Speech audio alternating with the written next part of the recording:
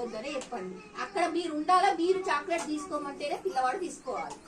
Next ఇంకొకటి ఏంటి అంటే, ఇప్పుడు పిల్లలతో ఇట్లా మాట్లాడుతూ ఉంటారు, పిల్లలతో మాట్లాడుతూ ఉంటారు, అవునా?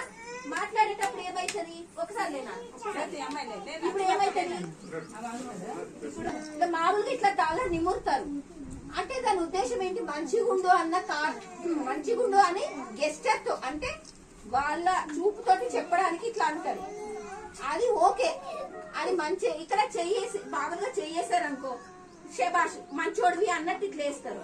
కానీ మీరు పిల్లలకి ఏం చెప్పాలంటే, ఇగో ఇక్కడ గట్టిగా పట్టుకున్నా, అర్థమవుతుందమ్మా, ఇక్కడ గట్టిగా పట్టుకున్నా, ఇక్కడ గట్టిగా పట్టుకున్నా, లేకపోతే ఇక్కడ చెయ్యేసిన, మీకు అర్థమవుతుందా? అలా మీరు ఏం చెప్పాలంటే జస్ట్ పిల్లలకు అర్థం కావడానికి ముందే చెప్పాలి. ఎందుకంటే చిన్న పిల్లల మీదనే ఈ మధ్య ఎన్నో జరుగుతున్నాయి. అది పిల్లలకి మీరు ఇప్పుడు నేను చెప్పిన విషయంలో ఏమైనా నెగిటివ్ ఉందా? లేదు. కాబట్టి పిల్లలకు కొంచెం అర్థమయ్యేలాగా చెప్పండి.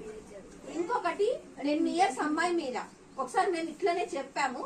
ఓ 10 years అమ్మాయి మీద వాళ్ళ ఫాదర్ ఇచ్చేయబోయాడు, అది కేసు అయింది, అసిఫాబాద్ జైల్లో ఆయన చనిపోయాడు. ఇది ఒక 8 years బ్యాక్.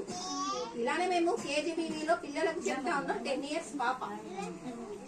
కాబట్టి అంటే ఒకప్పుడు 10-12 ఏళ్ల పిల్లల మీద జరిగేది, ఇప్పుడు ఆయన చిన్న పిల్లలు, వాళ్ళు వయసు తేడా ఏం చూస్తలేరు.